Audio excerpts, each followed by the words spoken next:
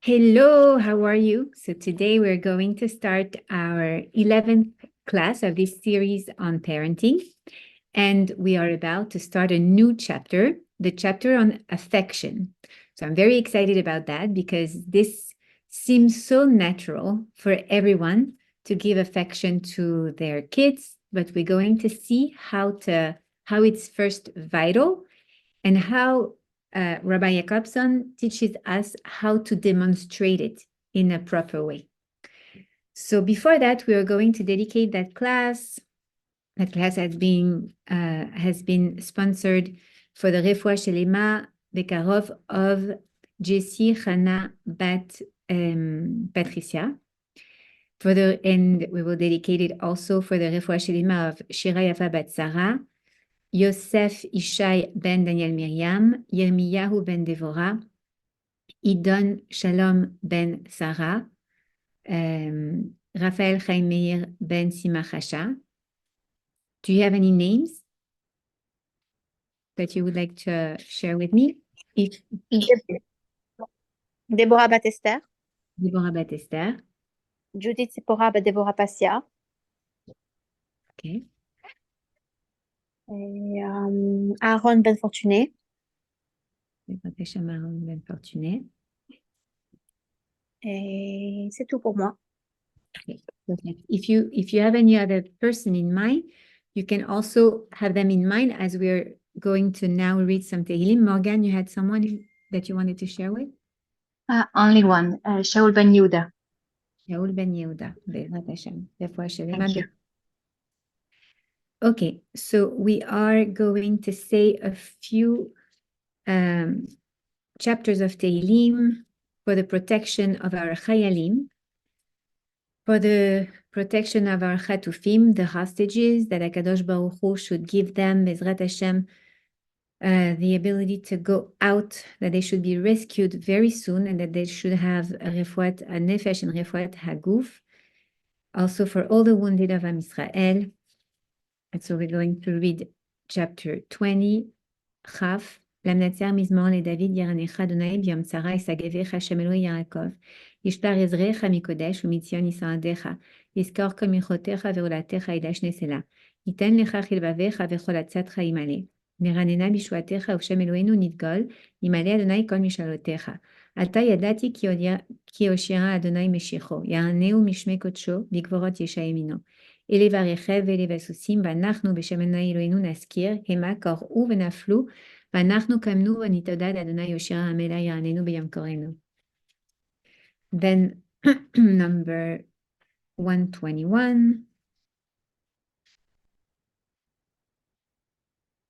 שיר למעלות, אשא עיני אל ההרים מאין יבוא עזרי. עזרי מעם אדוני עושה שמיים וארץ, אל יתן למות רגליך, אל ינום שומריך. הנה לא ינום ולא ישן שומר ישראל, אדוני שומריך, אדוני צילך על יד ימיניך. יומם השמש לא יככה וירח בלילה.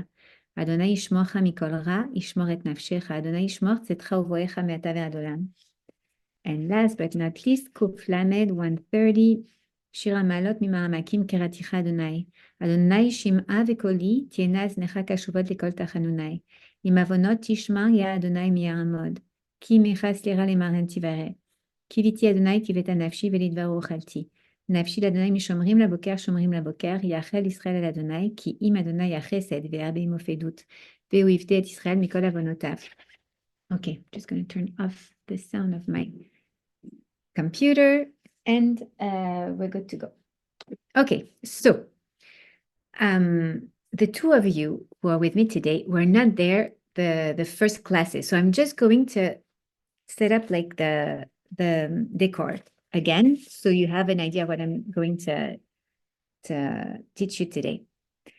So we are learning parenting according to the teachings of Rabbi Yechiel Jacobson.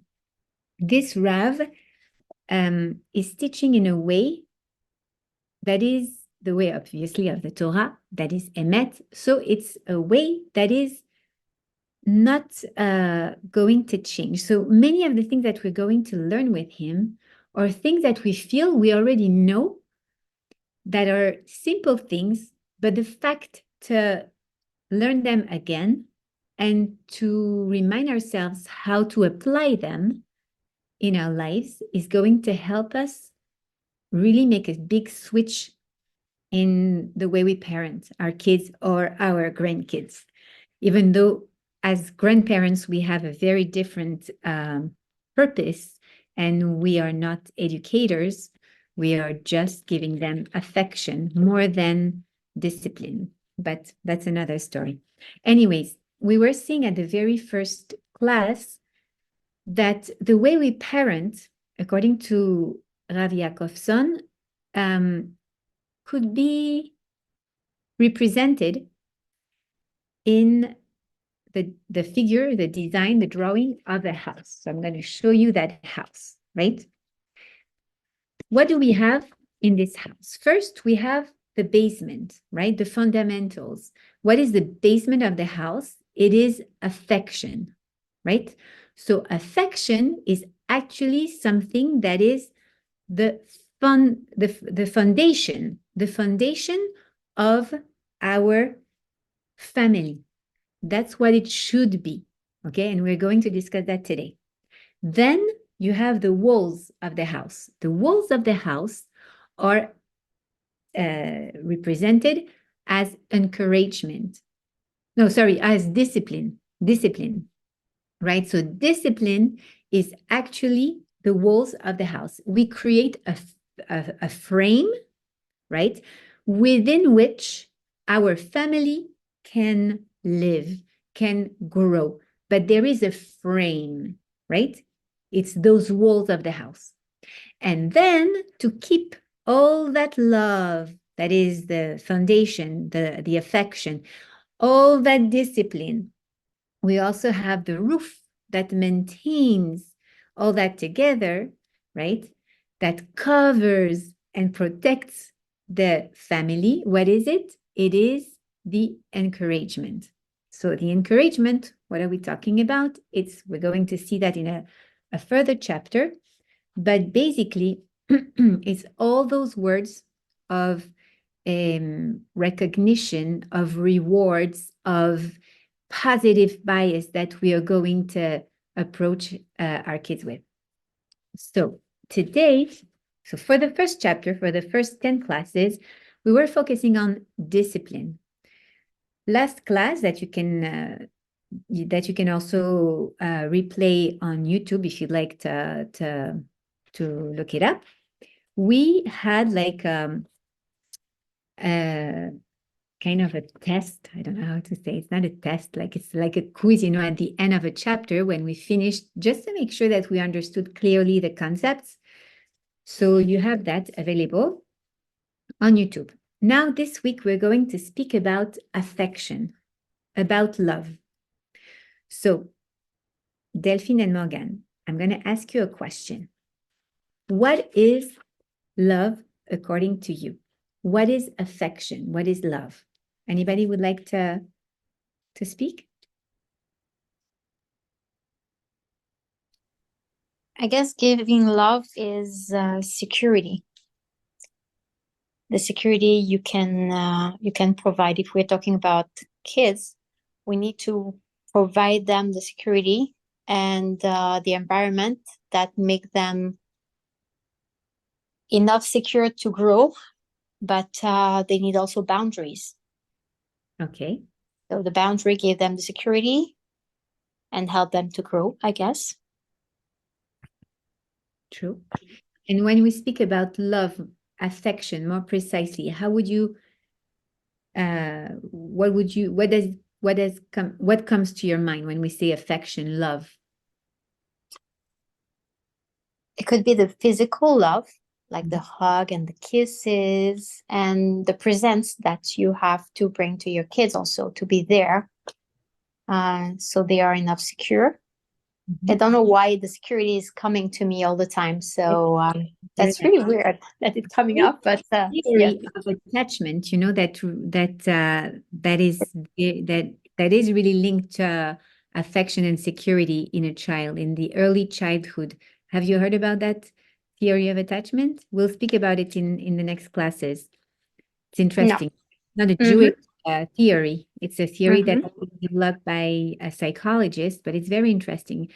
And it's based also, of course, on Torah principle that a human being is born with a need of attachment, with a need from his parent to feel the loved, sorry. Okay. Mhm. Right. So you said there is physical love, there is the presence, right? There's also physical love. We're speaking about hugs, kisses, warmth. Presence means like feeling that the parent is available, I guess, right? Mhm. Correct.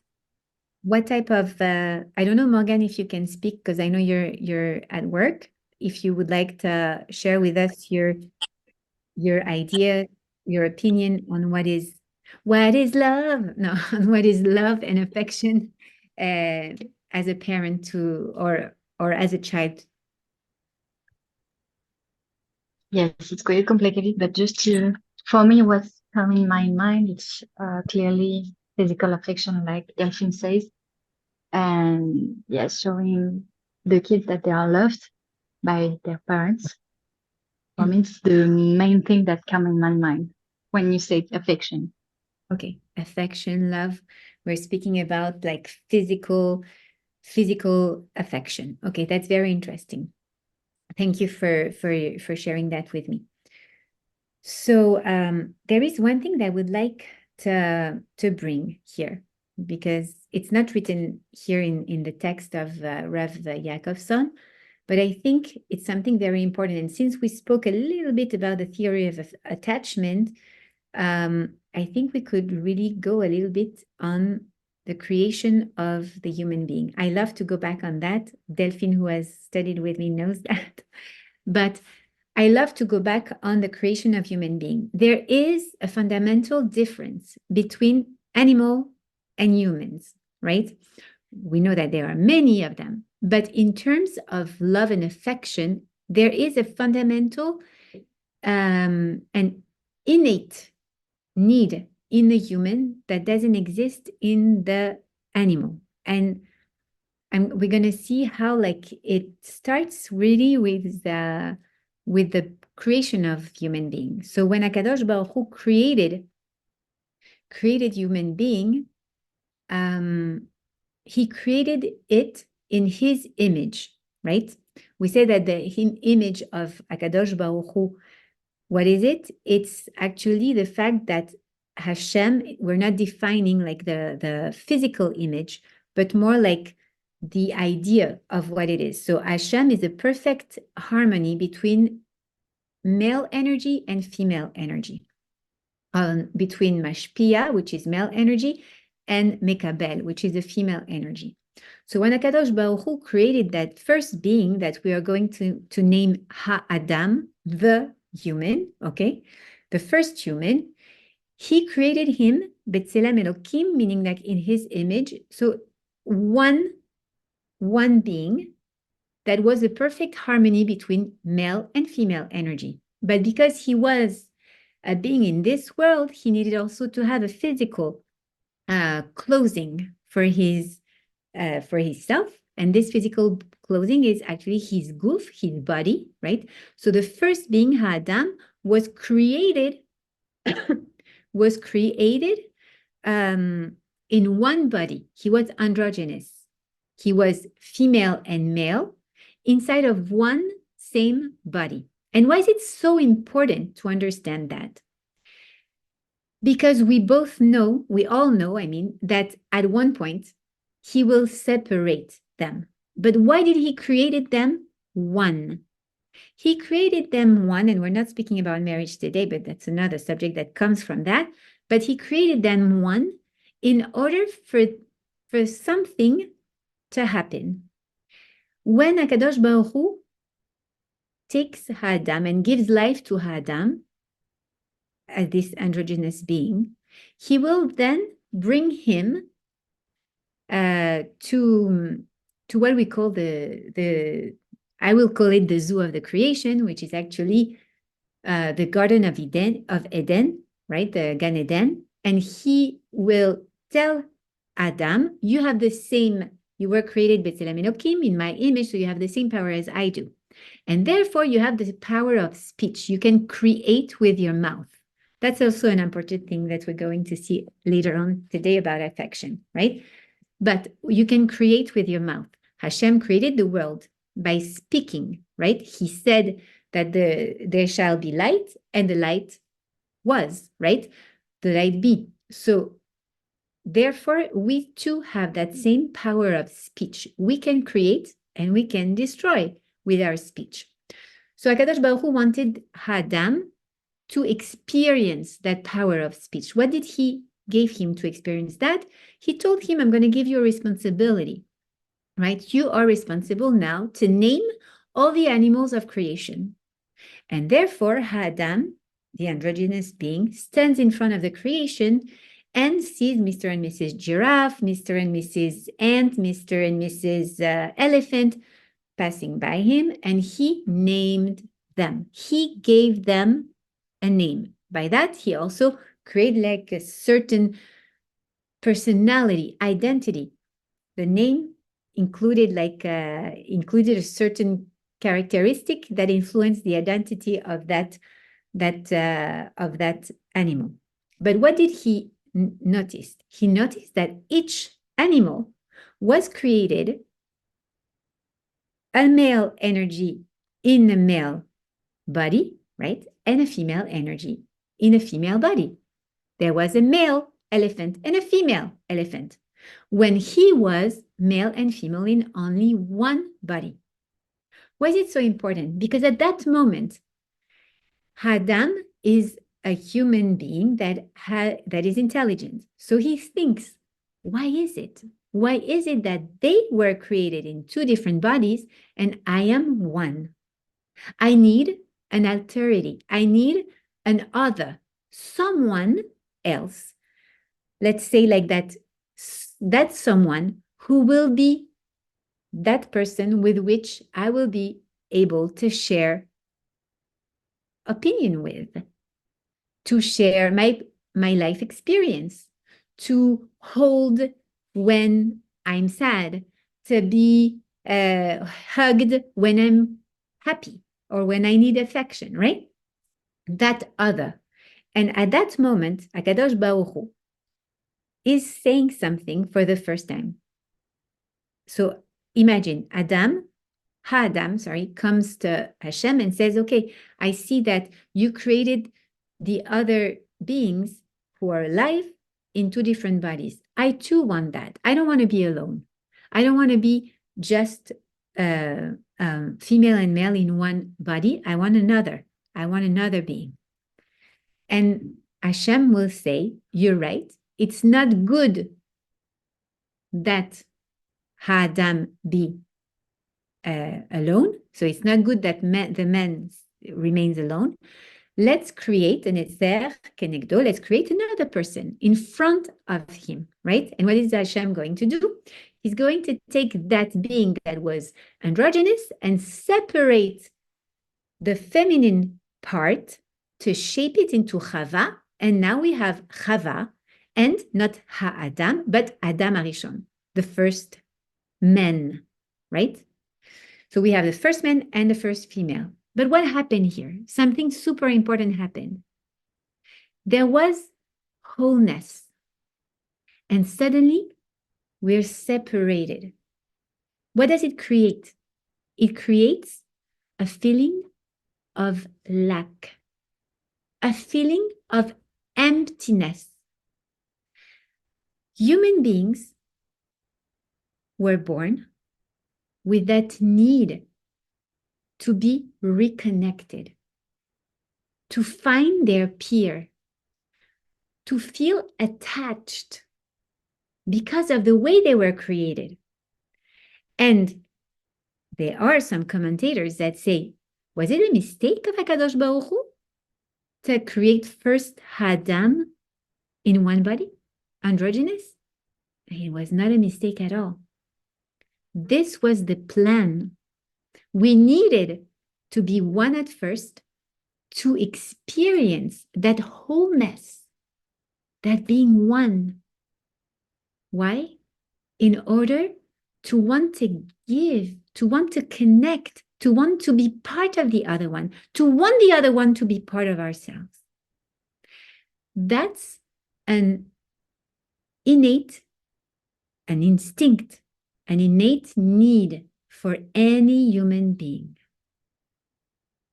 It's imprinted in the DNA of any human being, from Adam Arishon and Chava. There is this sense of I'm missing the other. I need the other to complement me. Okay? Obviously, if we were on a marriage class, we would go back on other subjects, but it's the same need that we have when we are born. Do you realize the difference between a human baby and an animal baby? I love horses. And when I was little, I was very fortunate to be brought to a place where I saw a female horse give birth. Wow. I will never forget that. First, because it was very impressive. And then because a few seconds, barely a few seconds after the baby calf horse is born, he takes away like that gooey thing that is around him, and he puts himself on his tiny little legs that look like twig, and he walks on his own towards his mother. His mother is there, she just gave birth, and the calf is going to latch to her mammal, to its mammal, I don't know if we say her or it, and drink from it. This is the cycle of birth, the process of birth in animal kingdom, okay?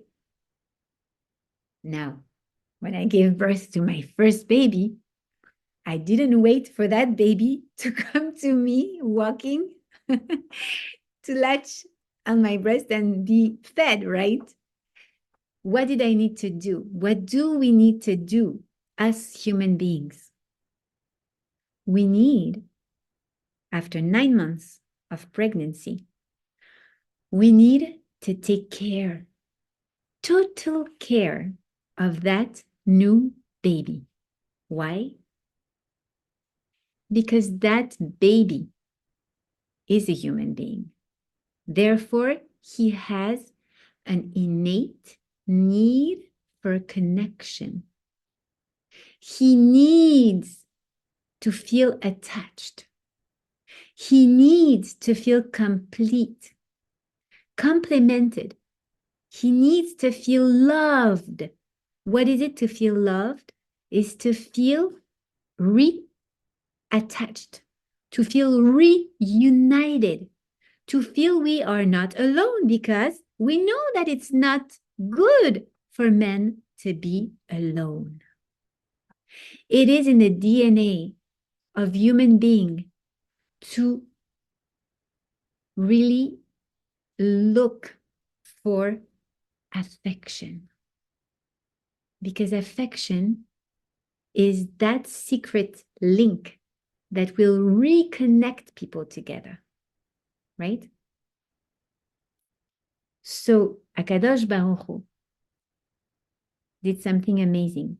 In order for the mom to give the baby what he needs, we said he needs affection, he needs love, ahava in Hebrew, that comes from hav, that means give. He made that baby totally dependent, 100% dependent. He's not walking, he's not even crawling, he's not even nothing, right? He cannot survive without his mother giving him. And there is a magical thing that when you give, you start loving.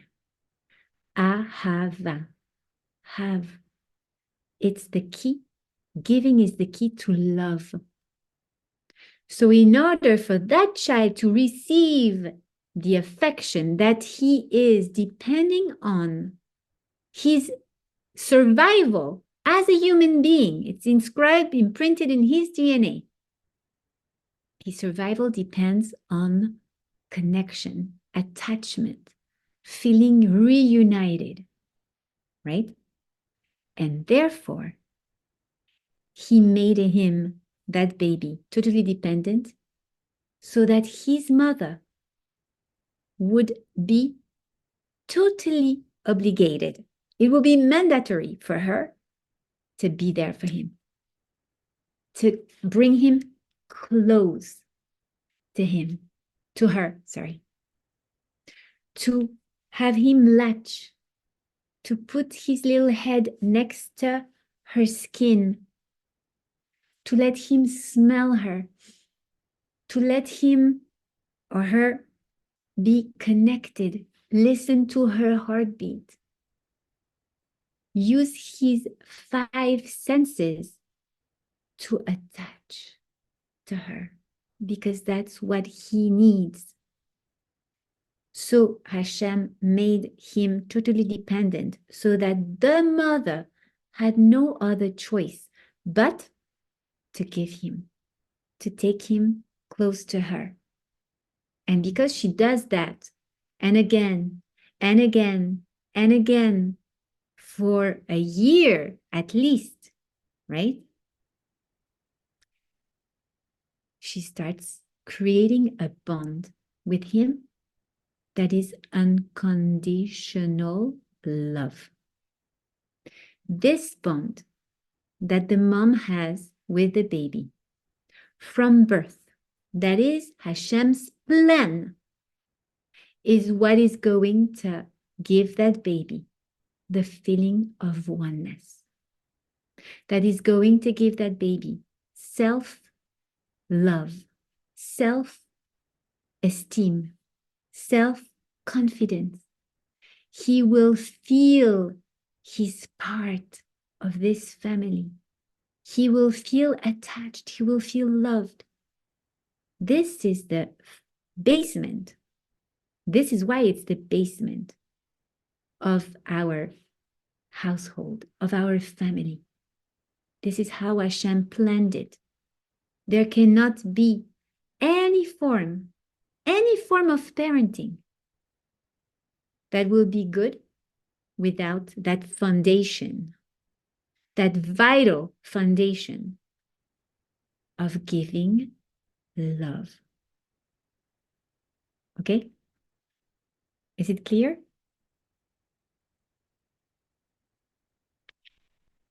Okay.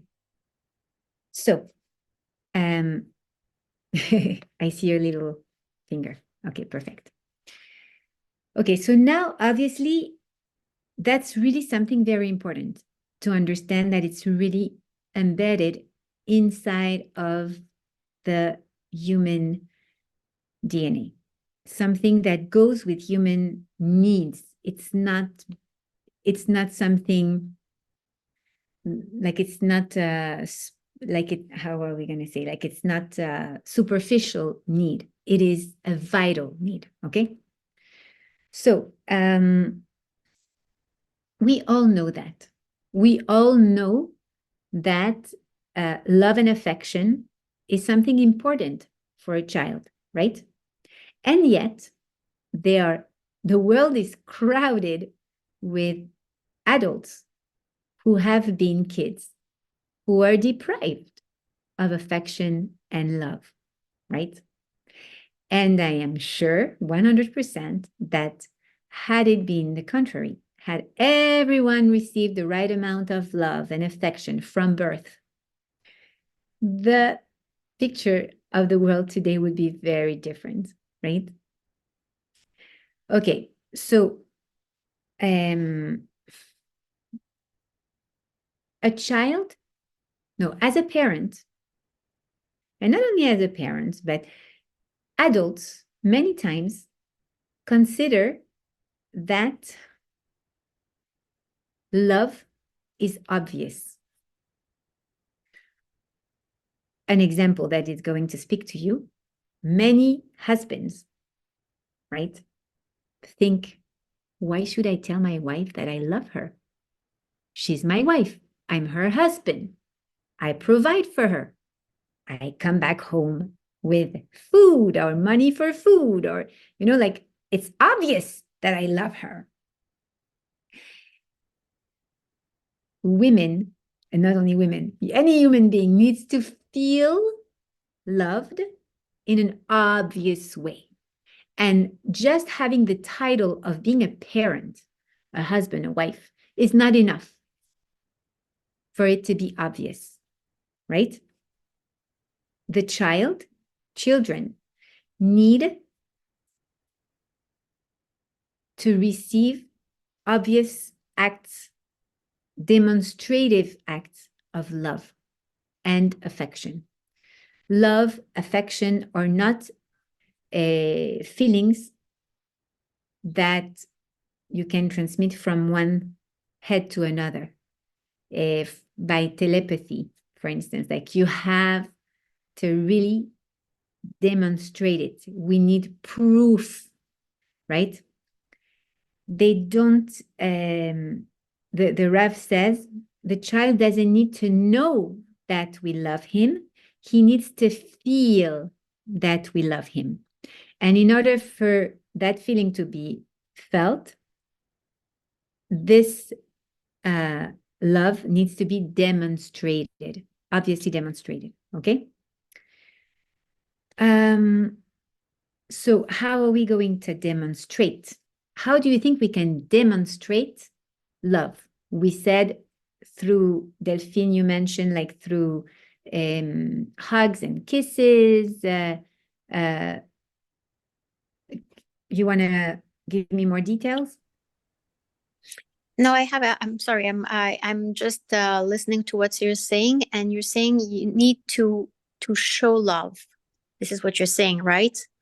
Does show means say it? Do you have to say, I love you? You see how much I love you? It's because I love you. Because we're coming from a generation that is totally different from our parents or our grandparents. They were never used to say, I love you. Love was a sign of weakness. I'm not sure that love was a sign. I hear where it comes from, but I'm not sure if it was a sign of weakness. But saying I love you was a sign of vulnerability. Vulnerability, exactly. And also, it was not something that you say. It's a very strong word, I guess, for the old generation, our grandparents or our parents. Sometimes our parents, depending on where they're coming from, they will not say, I love you. Like in French, we say je t'aime. The je t'aime was something very intimate. I agree. I understand. So does it come from word also?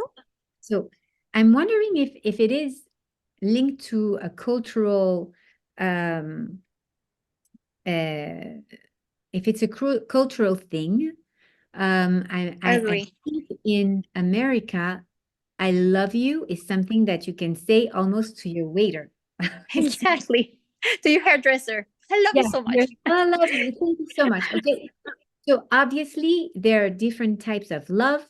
Saying I love you, the way we say it today in English, is definitely not the same as saying the I love you. Je t'aime, te quiero, te amo. I don't know, like, how we'll say it, like, from one heart to another heart, right?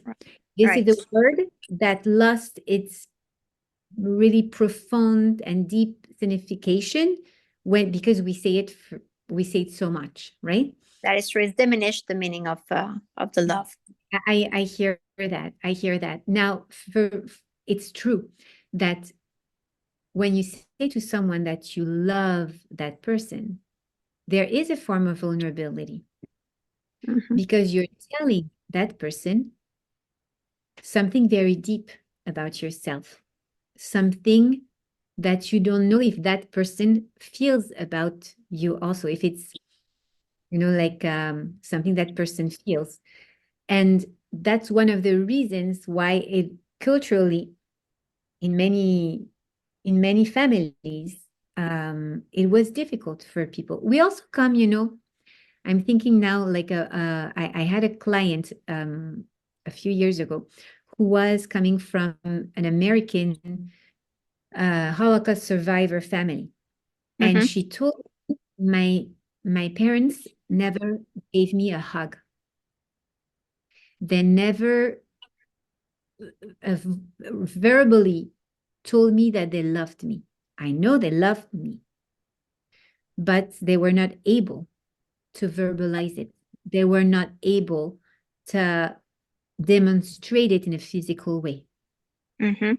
So there are some cultural aspects that will take us away from maybe verbalizing it, showing it, demonstrating it. There is also trauma, like someone Right. who can you authorize yourself to love if all the people that you loved died? You understand? Like Right.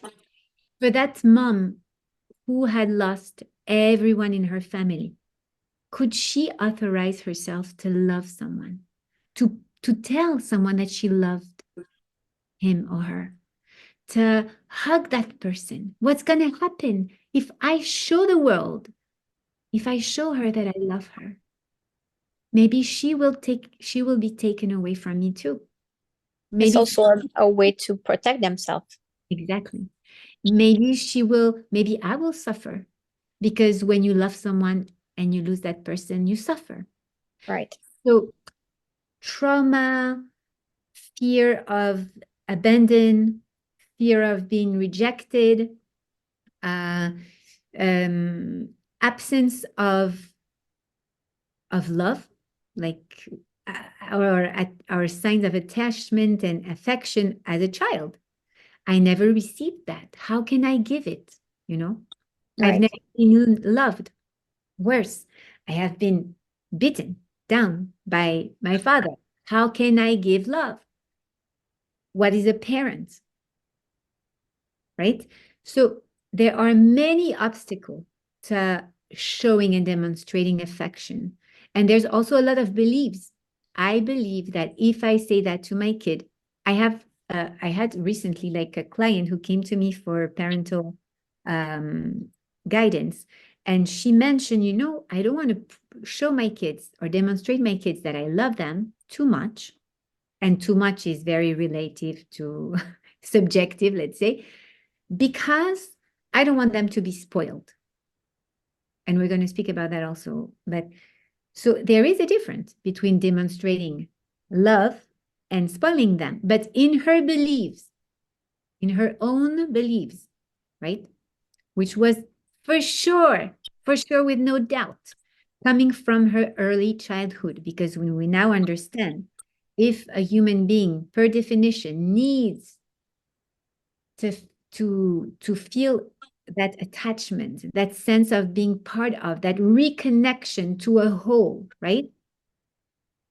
If she didn't have it, if he didn't have it in his early childhood, what's going to happen?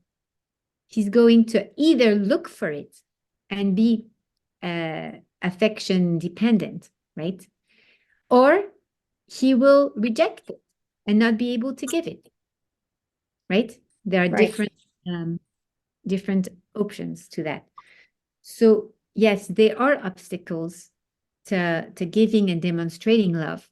But as a parent, we have a responsibility to heal our wounds, whether they are physical or emotional wounds, right? And even sometimes they are transgenerational. They are not from our generation. I know, for instance, the daughter of that client that I told you earlier. So that client who I told you was the daughter of a Holocaust survivor in America. She is actually a great grandma, but I know her granddaughter, right? No, her daughter, sorry, her daughter. And her daughter, so the grandchild of that Holocaust survivor, also carries with her the pain of her grandmother. Why? Because it was passed along. Exactly. So it's very important as a parent to decide to do our tikkun, to fix that. I am here. Hashem put me in this world today for me to repair what needs to be repaired from even previous generation, even from previous lives, but that we don't know. But if we know that we come from a family where it's very difficult to say, I love you, then it is my responsibility to fix that. It is my responsibility to decide, to choose for myself and for my kids.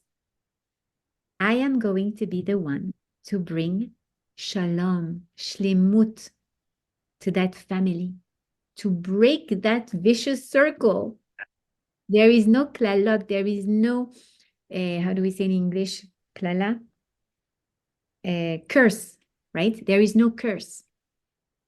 I can be the one who chooses to break that vicious circle of being afraid to be vulnerable, of not being able to give warmth, of not being able to hug my kids, of not being able to kiss my kids, or being able not to hit them, being able to not to harm them, if that's what I received from my parents. We are in this world with a responsibility to fix this world, one day at a time, and one action at a time.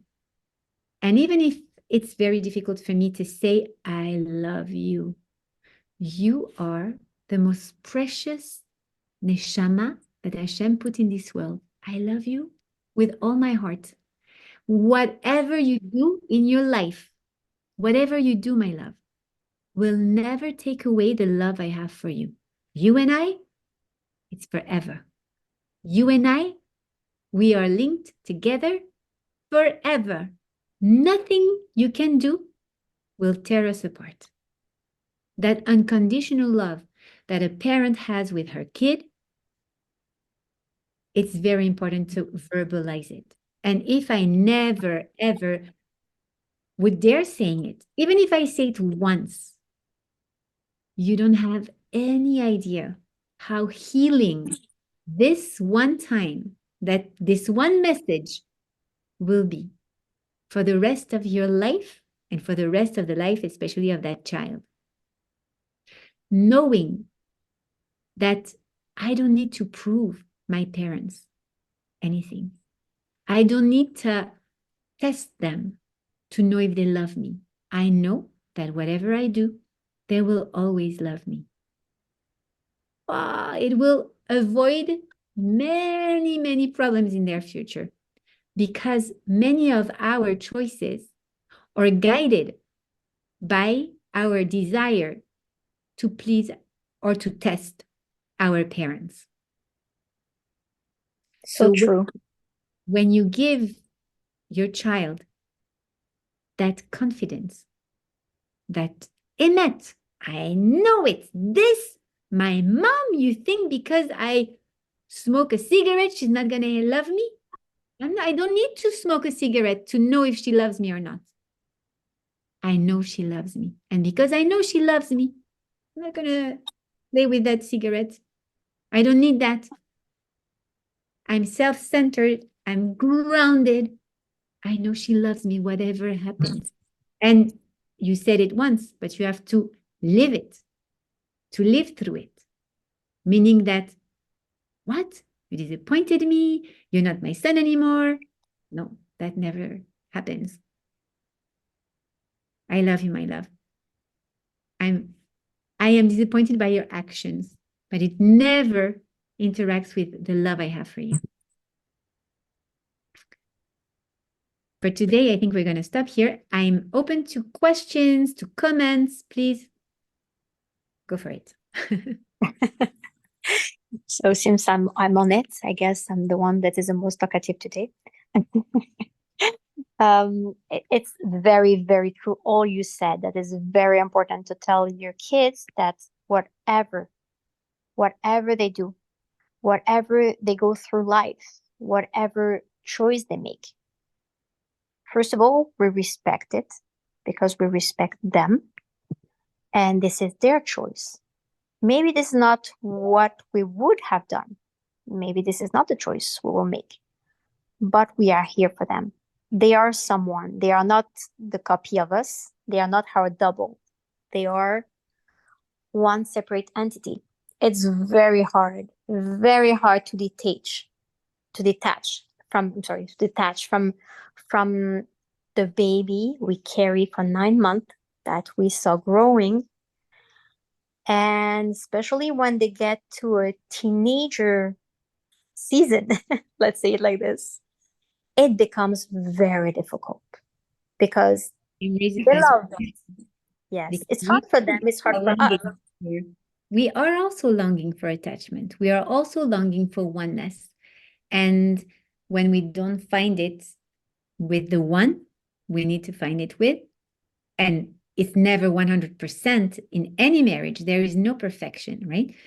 So we tend to want and desire that oneness with the ones who were once one with us, right? Right. So, Right. So yes, going back to this separation when they get to become a teenager and they want to be themselves. Hmm. They don't want to be the baby of mommy. Yeah. They want to be a grown up. They want to take the decision, but this is hard. But they want to be with mom, but they don't want. So they are in between. And for us also to see them like trying to separate, cutting the umbilical cord is also a suffer for the mother, for the father. Not really too much for the father because he likes to push where this new person that is becoming an adult, but for the mother it's also difficult to see the kid becoming a different entity, a grown up, someone that is getting built up by society, by the study that he decided to go through, by experience, by his peers. It's not an easy moment, but if that child is helped by the mother and supported by the mother, and we tell them that whatever they will do, we still love them. And we are not going to judge them on their act because we know who they are. They are our kids. Exactly. We know exactly who they are. They are this beautiful neshama that we saw growing. And now it's time to take their own decision. Sometimes it's going to be the decision we will take, but sometimes it will not. But this is okay. This is okay. This is their own life. It's true. Exactly. We have to show them also what I learned from my big one, 27-year-old, now a dad, is that we have to show our kids we're strong. We're mother. They tend to think that we are delicate and they don't want to hurt us. So they don't want to tell us. But we have to tell them that we're strong adults and we're here to help them also. When it's too late, it's too late, because they tell you things when they are adult and they are dad. So I did this or I did that. And they didn't want to share at that time because they were scared to hurt us as a mother. But what taught me the number one for the number two and the number three is I'm your mom. I love you, but I'm strong. Don't get scared. Don't get scared to tell me. I'm here and I'm strong, much stronger than what you think. And I'm here to support you. And if you go through life with pain and difficulty, I have your back. I'm here. Trust me. I'm going to help you. Beautiful. So that's my little lesson from my son, that he's a dad now. Yeah, well, Hashem. It's beautiful. Yeah. Morgan, you want to add something? Just that everything you said is very true and is a good reminder for me to show more to my eldest kids how much I love them. And I think I should tell them more often, you know, because I have a baby and it's easier to show, I don't know if it's easier to show love, but we do more of physical love, as we said, physical affection, hugs and kisses. It's easier, and I think for the the bigger kids, we have to. In my part, I have to show them and to tell them more often that they're important, and I love them. And you know, in the current life, I'm used to give boundaries and discipline and more often than affection. So for me, it was a good reminder that I should do some efforts, and that's it for me. In the next classes, we will go through the practical steps into demonstrating affection. So Perfect. let's meet next week, Bezrat Hashem. Bezrat Hashem. Thank you so much. Thank Beautiful you. week and beautiful day, Bezrat Hashem. Kol tov. Kol Thank tov. you. Bye bye. Bye.